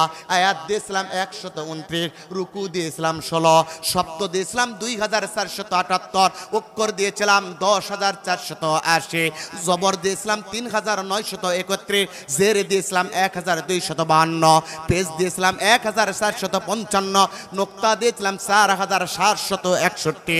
ও জিব্রাইল যাও রে জিব্রাইল যাও যাও যাও। তাম পৃথিবী সৃষ্টির 50,000 বছর পূর্বে লাউহে মাহফুজের কলম দ্বারা বাইতুল ইজ্জা নামক স্থান থেকে ওই সূরা তওবার 129টি আয়াত আনার প্রয়োজন নাই, বরং 129টি আয়াতের মাঝখান থেকে একটা মাত্র আয়াত 80 নম্বর আয়াত, ওই 80 নং আয়াত বাইতুল ইজ্জা নামক স্থান থেকে এসে আমার বন্ধুর উপরে মেসেজ আকারে সেন্ড করে দাও, যাতে আমার বন্ধু ওমরের প্রশ্নের উত্তর দিতে পারে। আমার ভাইরা জিব্রাইল আসলেন, সালাম দিলেন, ইয়া রাসূলুল্লাহ ইয়া হাবিবাল্লাহ, ওগো নবী আমার আল্লাহ পাক আপনাকে সালাম দিয়েছে। तमाम পৃথিবী সৃষ্টির 50,000 বছর পূর্বে লাউহে মাহফুজের কলম দ্বারা বাইতুল ইজ্জা নামক স্থান থেকে সূরাতুত তওবার 129টি আয়াতের ভিতর থেকে একটা মাত্র আয়াত 80 নং আয়াত আমার আল্লাহ পাক আপনার উপরে মেসেজ আকারে সেন্ড করে দিয়েছে, আপনার উপরে নাজিল করে দিচ্ছে। আপনি আয়াত কিন্তু উমরকে পড়ে আপনি শোনায়া দেন। ইস্তাগফির লাহুম আও লা তাস্তাগফির লাহুম ইন তাস্তাগফির লাহুম 70 মাররা। আল্লাহর নবীর উপরে আয়াত নাজিল হলো। আল্লাহর নবী একদম ওমর এই মাত্র আমার আল্লাহ পাক আমার উপর আয়াত নাযিল করলো, ওগো নবী এই মুনাফিক নেতা আব্দুল্লাহ ইবনে উবাই বিন সুলের জন্য আপনি জানাজা করুন, ইস্তেগফার করুন আর না করুন, ক্ষমা প্রার্থনা করুন আর না করুন, এর জন্য উভয় সমান। আল্লাহ পাক আমাকে নিষেধ করে নাই, আবার করতেও বলে নাই, আমার এখতিয়ারে আল্লাহ পাক আমাকে দিয়েছে। সুতরাং এটা যত আমার উম্মত ছিল এক সময় ইসলামের বিরুদ্ধাচরণ করেছে, আমি চাই না আমার একটা উম্মত জাহান্নামের আগুনে প্রজ্বলিত হোক, কেননা জাহান্নামের আগুন বড় কঠিন। খুজুগু ফাগল্লু সুম্মাল জাকিম সাল্লু সুম্মা ফি সিলসিলাতিন জারউহা 70 দিরান। আল্লাহ পাক জাহান্নামীদেরকে 70 জিঞ্জির লাগায়া, 70 গজের মোটা জিঞ্জিরগুলো লাগায়া আমার আল্লাহ পাক টানা টানা জাহান্নামের ভিতরে নিয়ে যাবে। ওয়াসিকাল্লাযিনা তাকাউ রাব্বাকুম ইলাল জান্নাহ, ঈমানদারদেরকে জান্নাত দিবে। আর যারা মুনাফিক কাফের থাকবে তাদেরকে বলে ওয়াসিকাল্লাযিনা কাফারু ইলা জাহান্নামা যুমারা। আল্লাহু আকবার বললেন না? মনোযোগ নেই আপনাদের? কত বড় তাফসিরে ঢুকতেছে, মনোযোগ দেন। সম্মানিত ভাইয়েরা মনোযোগ লাগান, গভীর মনোযোগ। আল্লাহর নবীর উপরে আয়াত নাযিল হলো, ও উমর আল্লাহ পাক বলেছে আমি জানাজা করব কি করব না আমার এখতিয়ার। সুতরাং যেহেতু আমার উম্মত ছিল আমি একটু ক্ষমা প্রার্থনা করে দেখি না কেন। আল্লাহর নবী ক্ষমা প্রার্থনা করতে শুরু করলেন। আবার পরের অংশে ইন তাস্তাগফিরু লাহুম 70 মাররাতান ফালাই ইয়াগফিরাল্লাহু লাহুম। ও নবী আপনি কার জন্য তওবা করতেছেন? 70 বারের অধিক যদি এই ব্যক্তির জন্য তওবা করেন, ফালাই ইয়াগফিরাল্লাহু লাহুম, এই ব্যক্তির জন্য আমার আল্লাহ পাক ক্ষমা প্রার্থনা করবে না, তার ক্ষমা কবুল করে নেবে না, আপনি যতই প্রার্থনা করেন। কারণ হলো যালিকা বিআন্নাহুম কাফারু বিল্লাহি ওয়া রাসূলি, এই ব্যক্তি আল্লাহকে অস্বীকার করছে, আল্লাহর রাসূলকে অস্বীকার করছে, কোরআনকে অস্বীকার করেছে, কোরআনের সমাজকে অস্বীকার করছে, কোরআনের পার্লামেন্টকে অস্বীকার করছে, ইকামতে আন্দোলনকে অস্বীকার করছে, কোরআনের সংসদকে অস্বীকার করেছে, কোরআনের পার্লামেন্ট গঠন করতে দিতে চায় না। ওগো নবী এমন ব্যক্তি হয় আল্লাহু লা ইয়াহদিল কওমাল ফাসিকিন, এমন ফাসিক ব্যক্তিকে আমার আল্লাহ হেদায়েত দেয় না। সুতরাং এই ব্যক্তির জন্য দোয়া করুন আর না করুন, এই ব্যক্তির জন্য উভয় সমান। এর ইস্তেগফার, এর জন্য ইস্তেগফার আল্লাহ কবুল করবে না। নবীর সাহাবা নবী আব্দুল্লাহ ইবনে উবাই বিন সুলুল নবীর পিছনে নামাজ পড়েছে, কোরআনের সমাজ চাই নাই, আল্লাহকে ভালোবাসে নাই, রাসূলকে ভালোবাসে নাই, সাহাবাদেরকে ভালোবাসে নাই। এই জন্য আল্লাহ যদি দোয়া কবুল না করে, আজকে আলেমদেরকে যারা জেলখানায় নিয়েছিল, আজকে আলেমদেরকে যারা বন্দী করেছিল, আলেমদেরকে ফাঁসির মঞ্চে নিয়েছিল, কোরআনের সমাজ যারা চেয়েছিল, তাদেরকে মিথ্যা অপবাদ যারা দিয়েছিল, এরাও আল্লাহর জান্নাত পাবে না, ঠিক কিনা? পাবে কখন? আনিবু ইলা রাব্বিকুম, ওই রবের কাছে ফিরে না আসা পর্যন্ত, তওবা না করা পর্যন্ত জান্নাত কপালে আসবে না, ঠিক কিনা? আমার ভাইরা আয়াত নাযিল হয়ে গেল। আল্লাহর নবী জানাজা কমপ্লিট করলেন। জানাজা কমপ্লিট করার পর এইবার বিশ্বনবী মুহাম্মদ সাল্লাল্লাহু আলাইহি ওয়াসাল্লাম দাফনের ব্যবস্থা করলেন। দাফন শেষ হয়ে গেল, বিশ্বনবী এইবার হাত তুললেন কবরের পাশে। মনোযোগ দেন, আল্লাহর নবীজি এই মুনাফিক নেতা আব্দুল্লাহ ইবনে উবাই বিন সুলুলের জন্য আল্লাহর নবী এবার হাত তুললেন কবরের পাশে। সঙ্গে সঙ্গে আল্লাহ ডাক দেয়, জিব্রাইল যাও রে জিব্রাইল, যাও যাও যাও, আমার বন্ধুকে জানায় দাও, ওয়ালা তুসাল্লি আলা আহাদিম মিনহুম মাতা আবাদাও ওয়ালা তাকুম আলা কবরিহি, একালিফটা আলা কবরিহি। ও নবী, আপনি এর পিছনে আপনি এর কবরের পাশে, মুনাফিকদের কবরের পাশে যে আপনি দোয়া কামনা করবেন না, হাত উত্তোলন করবেন না, মাগফিরাত কামনা করবেন না। ইন্নাকুম কাফারু বিল্লাহি ওয়া রাসূলিহি, এই ব্যক্তি আপনাকে অস্বীকার করেছে, আমাকে করেছে, কোরআনের সমাজকে অস্বীকার করেছে। ওয়া মাতু ওয়া হুম ফাসিকুন, এই ফাসিকদের ইবাদত বন্দেগী কোনো কিছু হবে না। কারণ হলো আমার আল্লাহ পাক বলেছেন, হাবিতাত আমালুকুম ফিদ দুনিয়া ওয়াল আখিরা, দুনিয়া আখিরাতে যা কিছু করেছে সব আমি আল্লাহ পাক নষ্ট করেছি। ও হাজি হোক, গাজী হোক, মুন্সি হোক, মৌলানা হোক, দানবীর হোক, রোজাদার হোক, নামাজি ব্যক্তি হোক না কেন, ও মুনাফিক হওয়ার কারণে সব নষ্ট হয়ে গেছে, ওকে জান্নাত আমি আল্লাহ পাক দিব না। সুতরাং কোন ব্যক্তি হাজি দেখলেই মনে করবেন না জান্নাতি, বক্তা দেখলেই মনে করবেন না জান্নাতি, হুজুর দেখলেই মনে করবেন না জান্নাতি, নামাজি দেখলেই মনে করবেন না জান্নাতি, দান করলেই মনে করবেন না জান্নাতি। অথচ যদি মুনাফিকের রোগ থাকে, ওই ব্যক্তিটা জাহান্নামী। কথা কার? আমার কথা, বক্তার কথা, কারো কথা না, আমার আল্লাহর কথা। কথা বলেন ঠিক কিনা? আল্লাহ নবী বলেন, এরপরে আল্লাহর নবী কোনো মুনাফিকের আর কোনোদিন মুনাফিকের জন্য আল্লাহর দরবারে হাত উত্তোলন করে নাই।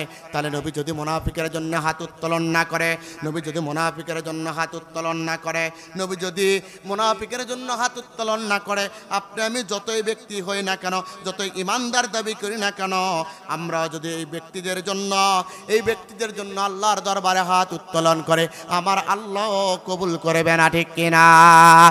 আল্লাহর নবী মসজিদে নববীতে বসে আছেন, এমন সময় ওমর ডাকতে বলছে, হুজুর আপনি আর মুনাফিকদের জন্য তো কখনো দোয়া করেন নাই, কিন্তু নবী গো আমাদের ভিতরে মুনাফিক আছে কিনা আমরা একটু দেখতে চাই। আল্লাহর নবী ডাকতে বলে, ওমর শোনো, তোমাদের ভিতরে মুনাফিক আছে কিনা এটা ধরার জন্য 15টা বৈশিষ্ট্য দেখা লাগবে। কয়টা? জোরসে বলুন, কয়টা? 15টা নীতি দেখবা। 15টা নীতির ভিতরে ওই ব্যক্তিকে মেশিনে তুমি ঢোকায় দেবা, ঢোকায় দেখবা 15টা যদি বৈশিষ্ট্য ব্যক্তির ভিতরে থাকে, ওই ব্যক্তি হলো 15টা বৈশিষ্ট্যের যে কোনো একটা পাওয়া গেলে ওটা হলো চূড়ান্ত মুনাফিক। তার মানে হলো কোরআন নামক কিতাবের একটা যদি মেশিনে যদি মুনাফিককে ঢুকে দেওয়া হয়, আর তার মাথা যদি সিটি স্ক্যান করা হয়, আর 15টা বৈশিষ্ট্য পাওয়া যাবে। মুনাফিকের বৈশিষ্ট্য কয়টা? জোরসে বলুন, কয়টা? আপনারা বলেন তো, মুনাফিকের বৈশিষ্ট্য কয়টা? 15টা বলেন তো আপনারা, কয়টা? মুনাফিকের চিহ্ন কয়টা? 15টায়? ভুল হচ্ছে না আমার? না, 3টা নয়, বরং আপনাকে বলছি সর্বনিম্ন 15টা। আপনাকে কোরআন থেকে এক এক করে আপনাকে জানা দেবো। হাদিসে পেয়েছেন আপনারা 3টা, আমি কোরআন থেকে আপনাদেরকে বলছি। 1 নম্বর মুনাফিকের চিহ্ন হলো, মুনাফিক হয় দুমুখ নীতির অবলম্বনকারী, মুযাবযাবিনা বাইনা যালিক, এই ব্যক্তি এদিকেও যায় ওইদিকেও যায়, যারা মুনাফিক তারা কথাকার। ওয়া মিনান নাসি মান ইয়াকুলু আমান্না বিল্লাহি ওয়া বিল ইয়াউমিল আখির ওয়া মা হুম বিমুমিনিন।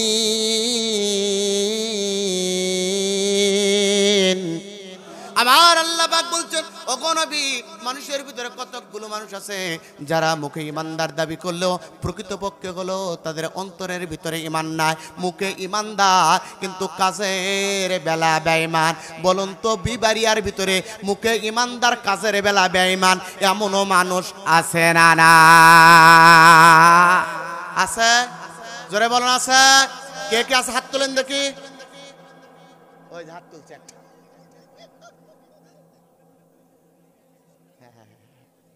আমার ভাইরা, আমরা আর 5টা মিনিটের মতো নেব। 5 মিনিট কষ্ট হবে?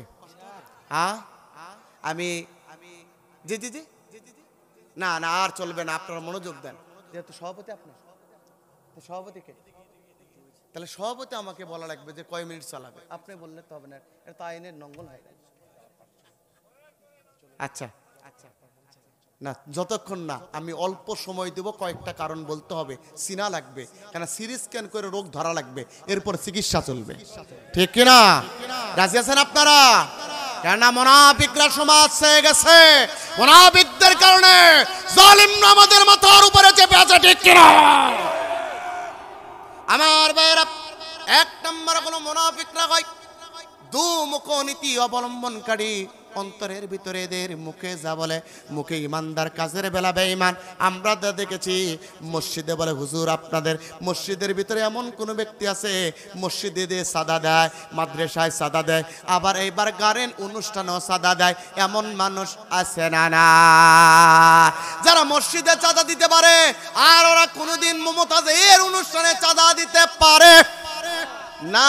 এই অনুষ্ঠানে চাঁদা দেয় যারা, আল্লাহর ভাষায় চূড়ান্ত মুনাফিক তারা।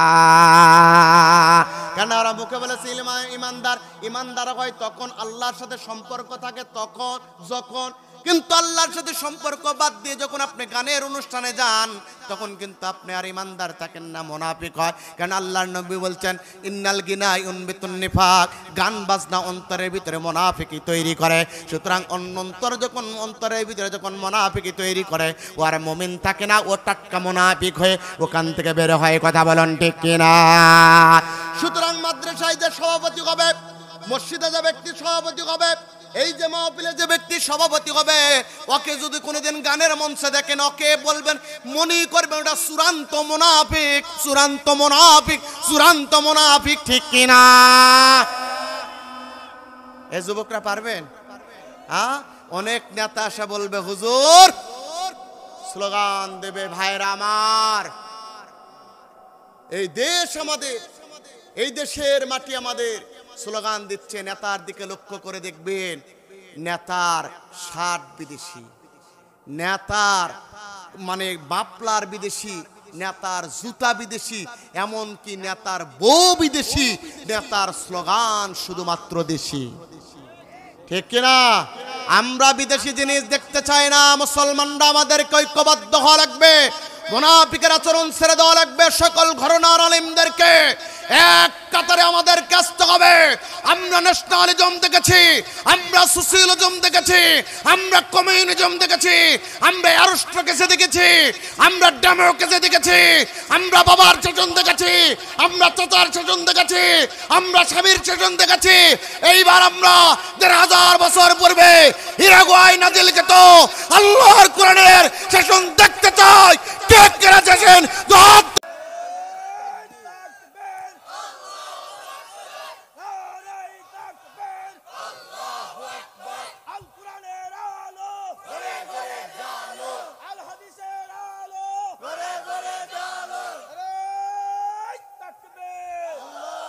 আলহামদুলিল্লাহ, ব্রাহ্মণবাড়িয়াবাসীর প্রতি আমার মনটা ভরে গেছে।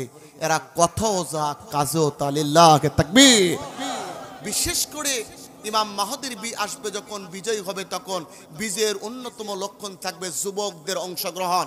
আজকের মাহফিলের শ্রোতাও যুবক, আয়োজকও যুবক, এসেছে যারা তারাও যুবক। কথা বলেন ঠিক কিনা? তাকবীরও দিচ্ছে যুবক। তার মানে সামনের পৃথিবী হবে মুসলমানদের পৃথিবী, সামনের সমাজ হবে কোরআনের সমাজ, সামনের সংসদ হবে কোরআনের সংসদ। কথা বলেন ঠিক কিনা? 1 নম্বর মুনাফিকের সিটি স্ক্যান। 1 নম্বর, কোরআনের ভিতরে যখন মুনাফিককে আপনি তুলে ধরবেন, ওই কোনা মুনাফিকদের দেখবেন। 1 নম্বর হলো মুনাফিক হলো দুমুখ নীতির অবলম্বনকারী। 2 নম্বর মুনাফিকের বৈশিষ্ট্য হলো মুনাফিকরা হয় ধোঁকাবাজ। এই সমাজে ধোঁকাবাজ আছে না? না আছে না? ও থাকে ব্রাহ্মণবাড়িয়া সদরে, ও আছে বলে যে আমি আছি কোন জায়গায়, কই শরৎনগরে। মোবাইল দিয়ে ধোঁকা দিচ্ছে না? আমার সাথে টাটকা মুনাফিকি করতেছে, কই হুজুর এই জায়গায় ওই জায়গায় আছি, এখানে না অন্য জায়গা। বলার পর দেখি 3 ঘন্টাও কাছে পায় না। হ্যাঁ, ধোকা দিয়ে দিয়ে মানুষদেরকে বোকা বানাচ্ছে। ধোকা দিয়ে বোকা বানায় যারা মুনাফিক, তারা কথাকার। আমার বার আল্লাহ পাক দলিল দিচ্ছেন, ইউখাদিউনাল্লাহা ওয়াল্লাযীনা আমানু ওয়া মা ইয়াখদাউনা ইল্লা আনফুসাহুম ওয়া মা ইয়াশউরুন।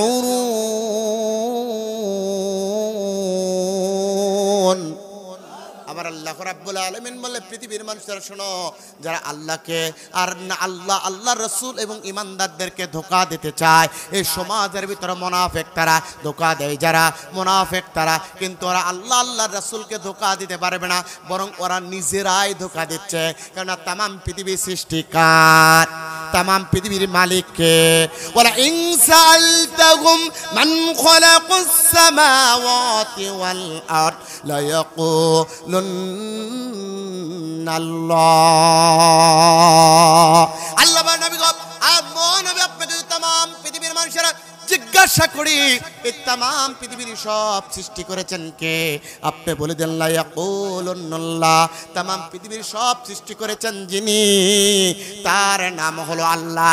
এইবার বিবারিয়াবাসী আঙ্গুলটা উঁচু করে সাক্ষ্য দিয়ে বলেন তো, তামাম পৃথিবীর সৃষ্টিকার? সকলেই বলেন তামাম পৃথিবীর সৃষ্টিকার। তাহলে আল্লাহর যদি হয়, আল্লাহকে ধোঁকা দেওয়া যাবে না, ইমানদারদেরকেও ধোঁকা দেওয়া যাবে না। আজকে যারা ধোঁকার পরিকল্পনা করছে, যারা ধোঁকা দেয়, যারা আল্লাহর ভাষায় মুনাফিক, তারা ঠিক কিনা? মনে করছেন এই ধোঁকাবাজ নাই? নাই, আছে মানে আজকে ফেসবুকে দেখতেছেন আপনারা, আমাদেরকে ধোঁকা দিচ্ছে, বলছে আগেই ভালো ছিল। কি ছিল? আগেই ভালো ছিল। কোরআনের মাহফিলগুলো বন্ধ করে, আলিমদেরকে হাতে হ্যান্ডকাপ পরিয়ে, কোমরে দড়ি দিয়ে, নিরপরাধ আলিমদেরকে ফাঁসির মঞ্চে নিয়ে, হেফাজতের পাশে মেয়ের শাপলা চত্বরে গুলি করে, কেমিক্যাল ওয়াশ করে, দুনিয়া থেকে বিদায় করে যারা দিয়েছিল, ওরা স্লোগান দিচ্ছে ওরা নাকি আগেই ভালো ছিল। ঠিক কিনা? এটা ধোঁকাবাজি নয়? ওদের স্লোগান দেওয়ার কারণ কি জানেন? আপনারা বলবো কারণ কি? ওদের স্লোগান একটাই কারণ, আগে কি সুন্দর মাল কামাইতাম, আগে কি সুন্দর টাকা কামাইতাম। সকলে, আগে কি সুন্দর টাকা কামাইতাম, আগে কি সুন্দর টাকা কামাইতাম। টেন্ডার যখন হইতো আপামদের ডাকতো, টেন্ডার যখন হইতো হাসিনা ডাকতো, উন্নয়নের নামে সবই লুইটা খাইতাম। আগে কি সুন্দর টাকা কামাইতাম, আগে কি সুন্দর টাকা কামাইতাম। ঠিক কিনা? তার মানে টাকা ছাড়াই বাজার করতো, টাকা ছাড়াই টেন্ডারবাজি করতো, টাকা ছাড়াই সাদাবাজি করতো, সব বন্ধ হয়ে গেছে, পরিবার আর চলে না। এই জন্য স্লোগান তুলে আগে কি সুন্দর, কি করতো? দিন কাটাইতো, বলতো আগেই ভালো ছিল।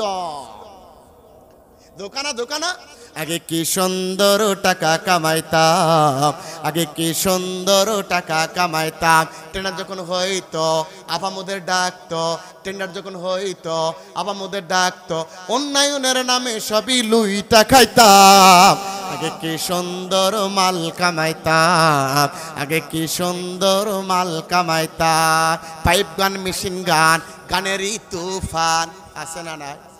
ছাত্রদেরকে গুলি করেছিল কি দিয়ে? পাইপ গান দিয়ে, মেশিন গান দিয়ে। ঠিক কিনা? শর্ট গান দিয়ে। ঠিক কিনা? পাইপ গান, মেশিন গান, গানেরই তুফান। শর্ট গান লইয়া মিছিল করিতাম, শর্ট গান লইয়া মিছিল করিতাম। আগে কি সুন্দর টাকা কামাইতাম, আগে কি সুন্দর টাকা কামাইতাম। হিন্দু বাড়িতে পূজা যখন হয়তো আমরা সবাই মিলে মূর্তি ভাঙ্গিতাম। মূর্তি ভাঙ্গে কে? জোরে বলুন। যত দোষ নন্দ ঘর সত্যটা বললে ধর, যত দোষ নন্দ ঘর সত্যটা বললে ধর। করলে অন্যায়ের প্রতিবাদ, নামটা হবে তোমার মৌলবাদ। আমরা প্রতিবাদ করতাম, দোষ দিত কাদেরকে? আমাদেরকে। হিন্দু বাড়িতে পূজা যখন হইতো আমরা সবাই মিলে মূর্তি ভাঙ্গিতাম। তদন্তের কি দরকার? আমরা তো সরকার, তদন্তের কি দরকার হাসিনা সরকার, তদন্তের কি দরকার জালিম সরকার। বিএনপি জামাত রে ফাঁসায়া দিতাম, বিএনপি জামাত রে ফাঁসায়া দিতাম। আগে কি সুন্দর টাকা কামাইতাম, আগে কি সুন্দর মাল কামাইতাম, আগে কি সকলে আগে কি সুন্দর, আগে কি সুন্দর, আগে কি সুন্দর।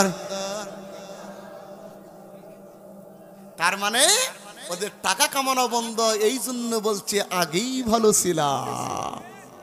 আমার ভাইরা 2 নম্বর করে মুনাফিকরা ধোঁকাবাজ, ধোঁকাবাজি করে যারা আল্লাহর ভাষায়। এমন দেন কথা চলবে, কথার মতো আলোচনা চলবে আলোচনার মতো।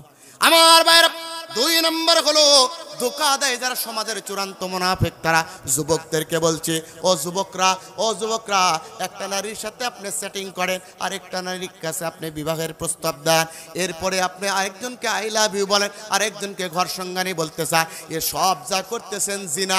আর 2 নম্বরে হলো ধোঁকাবাজি। এই ধোঁকাবাজি অবস্থায় করতে করতে, সেটিং করতে করতে যদি আপনার মৃত্যু হয়, আপনি হলেন মুনাফিক। মুনাফিক যখনই হবেন আব্দুল্লাহ ইবনে উবাই বিন সুলুলের সাথে জাহান্নামে যাবেন। সুতরাং আজকের মাহফিল থেকে শিক্ষা লাগবে, আমি নিজে কাউকে ধোঁকা দেব না, আমার সাথেও কাউকে ধোঁকাবাজি করতে দিব না, ঠিক না? এইরকম ধোঁকাবাজ আসবে কিন্তু সামনের সময়ে মাথায় টুপি পরি, জুব্বা লাগিয়ে 3 ওয়াক্ত নামাজে 9 ওয়াক্ত নামাজ পড়বে।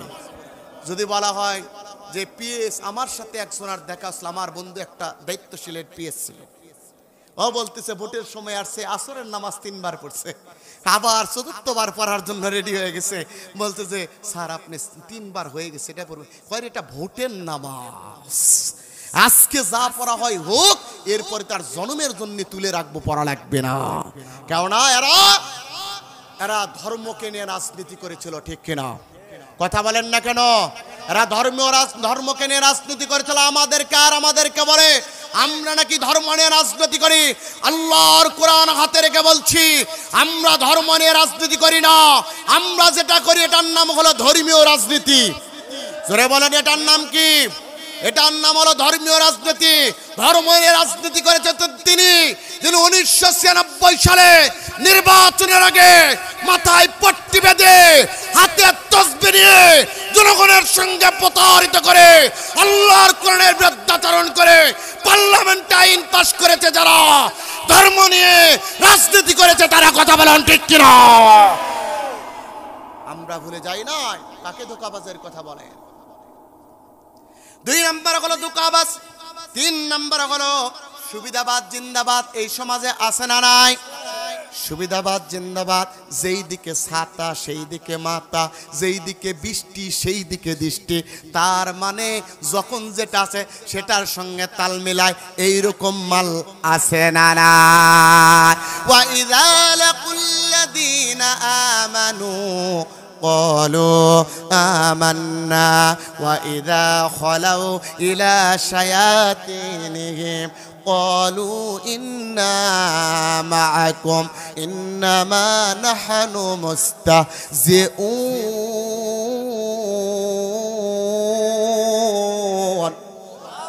31 তারিখের মাহফিল 31 তারিখে শেষ হবে ইনশাআল্লাহ। মনোযোগ দেন, আর ওই বছরে যাবে না, এই বছরই সমাপ্ত হবে। আমার বাইরে সম্মানিত মুসলমানরা, 3 নম্বর হলো সুবিধাবাদ জিন্দাবাদ। আল্লাহ পাক বলেন এরা ইমানদারদের কাছে যে বলে তোমাদের সাথে আছে, এইবার বেঈমানের কাছে যে বলে তোমাদের সাথে আছে। আমরা ওদেরকে ধোঁকা দিচ্ছি, সময় যখন আসবে ওদের পক্ষে আমরা দাঁড়াবো না, বিপদ আসলে তোমাদের পক্ষে আছে। এমনও মুনাফিক সমাজে আছে না? ওরা মুখে একটা বলে কার্যার একটা করে, যার প্রমাণ আমরা দেখেছি বিগত 16 বছর কোরআনের মাহফিলে উঠে ইসলামের পক্ষে স্লোগান দিয়েছে। দাড়ি টুপি জুব্বা পরে, দাড়ি টুপি জুব্বা আর মাথায় টুপি পরে ওরা ইসলামের পক্ষে স্লোগান দিয়েছে, মুসলমানদের পক্ষে স্লোগান দিয়েছে, আলিমদের পক্ষে স্লোগান দিয়েছে। মঞ্চ থেকে নেমে যাওয়ার পর ওই দাড়ি টুপিওয়ালাদেরকে জবাই করার জন্য গোপন ষড়যন্ত্রে লিপ্ত হয়েছে। এমনও জালেম ছিল কি ছিল না? মঞ্চে ভালো কথা বলে, এরপরে হুজুর রাস্তায় নেমেছে, হুজুর গ্রেফতার। ভাই কারণ ওসি সাহেবকে বললাম গ্রেপ্তার কেন? একটু আগে যাই স্লোগান দিয়েছে, ও ফোন দিয়ে বলছে ধরেন শালা। ও গণেশ পাল্টে গেছে, ও গণেশ পাল্টে গেছে, মুহূর্তের মধ্যে গণেশ উল্টে গেছে। তার মানে এটা হলো সুবিধাবাদ জিন্দাবাদ। 4 নাম্বার হলো নামাজের ভিতরে অলসতা করে যারা মুনাফিক, তারা আল্লাহ পাক বলেন ইন্নাল মুনাফিকিনা ইউখাদিউনাল্লাহ ওয়াল্লাযীনা আমানু وإن المنافقين يخادعون الله وهو خادعهم وإذا قاموا إلى الصلاة قاموا كسالى يراءون الناس আল্লাহ রাব্বুল আলামিন বলছেন নামাজের ভিতরে অলসতা করে যারা মুনাফিক তারা শীতের সময় অলসতা আছে না নাই? এই যুবকরা কথায় 3 দিন 4 দিন নামাজ পড়ে না। যদি বলি বাবা নামাজ পড়ে না কেন, বলে হুজুর প্যান্ট ঠিক নাই। কি নাই? জোরে বলো, প্যান্ট ঠিক নাই। নষ্ট প্যান্ট দিয়ে আপনি চলেন কুকায়দা, আপনার প্যান্ট যদি অপবিত্র হয় আপনার সেক্সুয়াল পাওয়ারও নষ্ট হয়ে যাবে, আপনার শরীরও নষ্ট হয়ে যাবে, আপনার মেধা শক্তিও নষ্ট হয়ে যাবে। সুতরাং পবিত্র থাকে যারা, মেধা শক্তিতে বলিয়ান হয় তারা, ঠিক কিনা? এই আর যুবকদের সাথে সাথে বৃদ্ধ আব্বারা যারা এসেছে, বাবা জানকে বললো শীতের সময় জানি আপনাদের রক্তর পাওয়ারটা কোন কমে গেছে, তেমন আর গরম নাই, আপনাদের শীতের বেলা আপনারা ঠিক মতো অজু করতে পারেন না। ও আব্বা একটু কষ্ট করে আপনি অজু করবেন, এই শীতের কষ্ট আপনাকে জাহান্নামের আগুন থেকে পরিত্রাণ দিয়ে জান্নাতি বলে আপনাকে ঘোষণা করে দিবে। কারণ নামাজ হলো গুরুত্বপূর্ণ। নামাজ হযরত তালহা রাদিয়াল্লাহু তাআলা আনহু নামাজ আদায় করতেছেন, তার সামনে ছোট্ট একটা বাচ্চা, তার সন্তান খেলাধুলা করতেছে। পাহাড় থেকে একটা বিষধর সাপ এসে তাকে জড়ায় ধরে ফেলল। তালহার স্ত্রীর বিন্দে লক্ষ্য করে দেখে পাহাড় থেকে একটা বিষধর সাপ ওই সন্তানটাকে জড়ায় ধরছে। হযরত তালহার স্ত্রী ভয় পেয়ে গেছে, চিন্তা করলেন এই সন্তানটাকে তো বিপদ মুক্ত করা লাগবে। নিজে চেষ্টা করলেন কিন্তু পারলেন না। লক্ষ্য করে দেখে স্বামী নামাজ আদায় করতেছে। এইবার পাড়া প্রতিবেশী মানুষদেরকে ডেকে নিয়ে এসে ওই বিষধর সাপটাকে মেরে বাচ্চাটাকে মুক্ত করেছে। হযরতে তালহার নামাজ শেষ হয়ে গেল। লক্ষ্য করে দেখি বাড়ির ভিতরে মানুষ। হযরতে তালহা ডাক দিয়ে বলে, ওগো স্ত্রী, প্রিয়তমা স্ত্রী, বাড়ির ভিতরে এতগুলো মানুষ কেন? এইবার প্রিয়তমা স্ত্রী তালহার দিকে তাকিয়ে বলে, ও তালহা, তুমি যখন নামাজ আদায় করতেছিলে তোমার বাচ্চাটার সামনে খেলাধুলা করতেছে, এমন সময় হঠাৎ করে পাহাড় থেকে একটা বিষধর সাপ এসে বাচ্চাটাকে জড়ায় ফেলেছে। ওই বাচ্চাটাকে বিষধর সাপটাকে জড়ায় ফেলেছে। বাচ্চাটাকে আমি একা মুক্ত করতে পারছিলাম না। এমন সময় পাড়া প্রতিবেশীকে ডেকে এনে ওই বিষধর সাপটাকে হত্যা করে বাচ্চাটাকে বিপদ মুক্ত করেছে।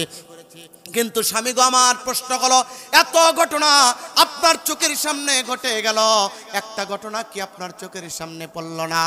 এইবার হযরতে তালহা আকাশের দিকে আঙ্গুলটা উঁচু করে, শাহাদ আঙ্গুল উঁচু করে দিয়ে আল্লাহকে সাক্ষী রেখে বলে, ও বিবি, ও প্রাণের প্রিয়তমা স্ত্রী, শোনো, নামাজের মধ্যে যদি মন এদিক সেদিক চলে যায়, ওই নামাজ আর নামাজ থাকে না। সাহাবাদের নামাজ কেমন ছিল, পবিত্রতা কেমন ছিল, এখান থেকে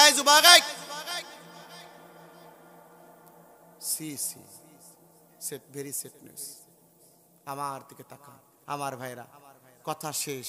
যুবকদের এখান থেকে উদ্দেশ্য, যারা মাহফিল করেছেন, আয়োজন করেছেন, 5 ওয়াক্ত নামাজ পারবো ইনশাআল্লাহ পারবো। আর আরেকটা ওয়াদা নিতে চাই, এই মাহফিল আপনারা যতদিন বেঁচে থাকবেন সার্বিকভাবে সহযোগিতা করে এই মাহফিল কিয়ামত পর্যন্ত চলুক। আপনারা চান? কে চান? হাত তুলে আল্লাহকে দেখেন তো কে হাত তোলে না, দেখেন তো কে হাত তোলে না। চান? লিল্লাহি তাকবীর, লিল্লাহি তাকবীর। আমিন। আল্লাহ কবুল করুক। আপনারা সহযোগিতা করবেন, আল্লাহ আপনাকে যা দেবে। এখান থেকে যেটুকু আলোচনা করলাম আল্লাহ কবুল করুক। আখির দাওয়ানা আলহামদুলিল্লাহ। আসসালামু আলাইকুম ওয়া রাহমাতুল্লাহি তাআলা ওয়া বারাকাতুহু।